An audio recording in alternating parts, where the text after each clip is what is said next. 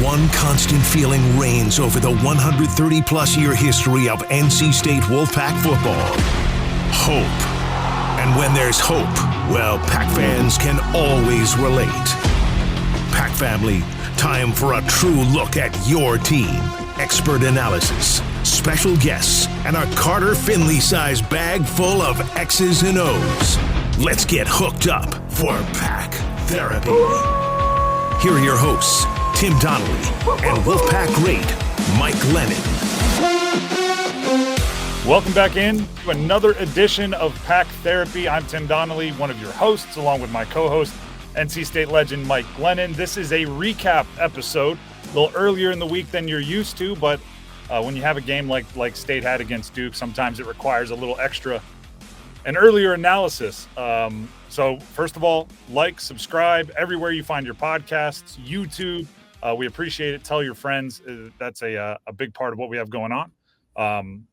And with that being said, Mike, one NC State quarterback to another, MJ Morris. I almost look at this as this is the start of the MJ Morris era. Last week against Marshall, you get that one game. I call it the one game bump. When you go to a interim assistant head coach who's super well liked, you get that one game boost where everybody plays with their hair on fire. When you switch quarterbacks to a beloved teammate, you get that one game boost where the entire offense is supporting them, rallying around them, and playing with their hair on fire. Game number 2, sometimes that's where the rubber meets the road. MJ Morris came back down to earth a little bit. What was your takeaway from Morris against Duke? To me, this whole game felt like a deja vu of what we've talked about all year. I actually thought MJ played fine outside of the interception. I thought he threw some good balls. He had way too many drops. It sounds like the same story with Brennan Armstrong. As the game went on, his eyes started dropping and he just looked to run, as we said with Brennan Armstrong. So to me, this was the story of this season of this NC State offense. Was they had a quarterback that played good, not great, and the supporting cast was not good around him outside of KC Concepcion. So, we said it, that this move was going to provide a spark, but it wasn't going to change the offense. And to your point, it seemed like the spark was lit for one game, and that flame went out. And this offense looked bad. But I won't put it all on MJ. I think MJ played fine. There's way too many drops. But he could have been better himself for sure. And the interception was probably about as bad of an interception as NC State's had all year. It was funny because we were texting during the game, and at one point there was a drive that ended with, right, they picked up a first down. It was a first down to Rosner, right, the elder statesman. I was like, all right. Then it went penalty, which is always brutal when you're up against a good defense. Always brutal, period. Quarterback tucks it and runs on a called drop back. Quarterback tucks it and runs on a called drop back. Then the wide receiver can't make a play on a ball that would have been a tough catch, but you'd like to see your receiver make it. I'm like, oh, that's the Brennan Armstrong offense, right? We could have been watching that against UConn early in the year, where you're just depending on your quarterback to be the leading rusher. And it is so now you start to wonder, kind of the cause, right? Was it the offense making the quarterbacks look that way? Is it the quarterbacks' inefficiencies that are making them struggle in that way? Can they find a way to, I don't know, solve those types of things, or is it just their best offense when the quarterback is tucking and running it and the receivers aren't really helping them out? Yeah, it made me think of Payton Wilson's quote after the game. He said, "We don't have to get better, we have to get tougher." And I love the leadership. I love the mentality. But to me, that's just not the case. Like, they have to be better. Like, being tougher isn't going to catch you the ball. Like, you got to catch the ball. And you could work on the jugs machine all week. You could work on catching tennis balls, all these different things receivers do. At the end of the day, on Saturday afternoon, you got to make the catch. And that's the frustrating part for the coaches, is you can only do so much. And the coaches play a role in this as well. But there's just got to be better execution, and that's across the board. Offensive line, receivers, running backs, the whole unit has to be better. And so I don't know what the answer is of how do you fix that. You just got to do it. I mean, it's like the old what Star Wars character, thou do or do not. There is no try. Are you there's no quoting try. Yoda? Like, yeah, Yoda. I mean, when the ball's thrown to you and it hits you in your hands, you got to catch it. That's the end of the story. And this game probably looks a little bit different if they do that. I had a similar thought to you watching, just because he's kind of taken over college football from a narrative standpoint. Deion Sanders after their game, where he was saying, they got to decide whether they're in like with the game or in love with the game, and then Payton Wilson saying, we don't have to get better, we have to get tougher. What's the coaching point on that? Like, how do you solve like or love, or how do you solve toughness or anything like that? Like, oh, you got a bye week, we're going to work on being tougher. Like, right. What do you do to just And I love it from the mentality standpoint. But when I watch this team, I don't see a soft team. They don't look soft to me. They just look like they're in this game in particular. Duke looked like they had better players than NC State. So that makes it tough on the coaches because there's not a quick, easy fix to that. It's not like if we did this in that game, we would have won it. There was a lot of issues from the penalties, which is undisciplined, to the receivers dropping the ball, to interception, to giving up big plays on defense. Everyone played a role in this. And so I don't know if what that exact answer is. If there was an easy answer, I'm sure this staff would have figured it out by now. You brought it up a little bit earlier. To bring up like a silver lining, if there is one, Casey Concepcion. I mean, is the cure get that guy the ball 3 times a drive? Like is that plausible? Like, can you scheme open a guy when he's so obviously kind of the only thing that's providing any pop? What I did love is, we talked about it last week, is they put him in the backfield at running back, and the most efficient runs were when he lined up in the backfield and they had, I don't know, it was Michael Oliver and Delbert Mims basically be the fullback for him and lead the way. So, yes, I think they have to go into every game. When an offensive coordinator has a call sheet, and usually you got your, first down plays, you got your shot plays, you got your get back on track plays. There needs to be a box in there that's Casey Concepcion, and we're going to find 10 different ways to get him the ball. And he needs to be having, 10 to 15 touches a game at least, whether it's handing the ball off or catching it, because clearly he's a difference maker for this offense. And right now, he's really the only guy making plays consistently. It's a double-edged sword for me because, you brought up him in the backfield. I mean, I love getting him the ball. I think it's smart. I think, the guaranteed way to get him the ball are the screens, the handoffs, the speed sweeps. But he's also, a 185-pound freshman. And I'm a little cautious of exposing him to running back style hits, but I don't think they have a choice at this point. Right. And he doesn't need to become your lead back, but I do think you have to sprinkle him in as many ways as we can get this guy the ball. Screens, bubbles, handing the ball off, reverses, his normal route tree. Just get creative with all the different ways, but he can't take too much of a beating because, we're 7 games in, still got hopefully 5 in a bowl game. That's a lot of hits for a guy that size that's 1 year removed from playing high school football. And I don't know. I don't know if we can focus in on this because we kind of talked about it, but I do feel like we need to have a separate conversation on the drops, but not just the drops for the wide receivers. I think they're credited with 5, which, they've had games with five drops within the last, 2-3 years a couple times. But it's also like that the not making a play on, I wouldn't even call them 50-50 balls. There were a couple 65-35 balls that they weren't making a play on where they might have been contested. But when you're starting a player like MJ Morris, you need to look to your wide receivers and say, hey, this is his second start of the year, whatever it is, 5th or 6th in his career. I need you to make a couple plays for him. And without that, I think the offense is going to have a hard time. They need to step up for him because I think he gave him a chance. And not to question the officials, I did think maybe 2 of those could have been possible PIs, which also could have changed the trajectory of that game. But the receivers have to be better around him. For him himself, he's got to look in the mirror on that interception.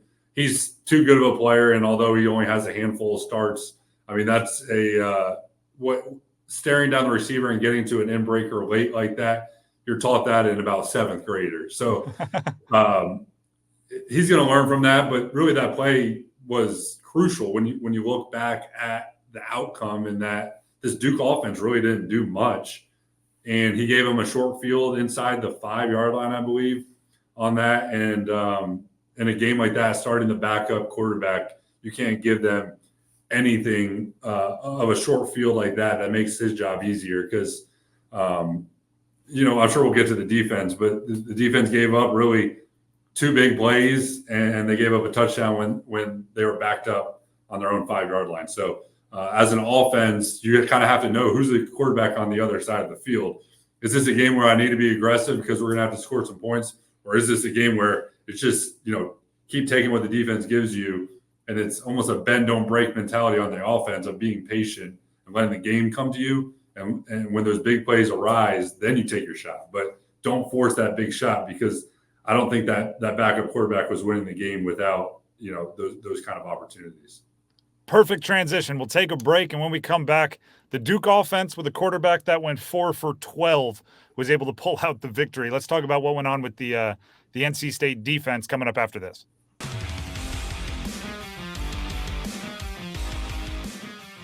All right, back here on the Pack Therapy podcast. Let's talk defense. Mike, the Duke, I mean, if you're going to play a team like Duke, which is so built around Riley Leonard, playing them without Riley Leonard would have been, I thought a very exciting opportunity for the NC State defense.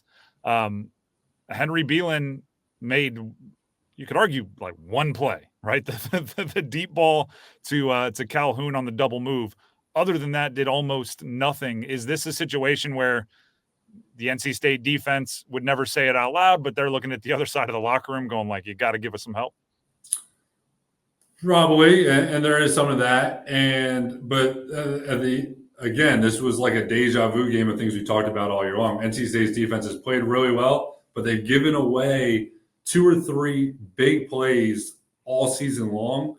And it just happens to be in this game, those 2 plays were the difference in the game. And really for the first time all year, I would be a little critical of Tony Gibson in calling that cover 0 against this quarterback, because that was really their only way of winning this game was they weren't going to have like an 18 play. Yeah, they weren't going to have like a 12 play drive picking right. up 6 yards. Make him beat you. And in that instance, it was more about the receiver beating the DB and him just making a good throw, and make him go down play after play, make it a 12 drive play, or 12 drive series, and see if he can beat you that way. So I expected Tony Gibson to blitz him heavily. I just don't know if you had to do that cover 0 where it could be catastrophic. And that's what it turned out to be. And yes, as a defensive coordinator, you're counting on your offense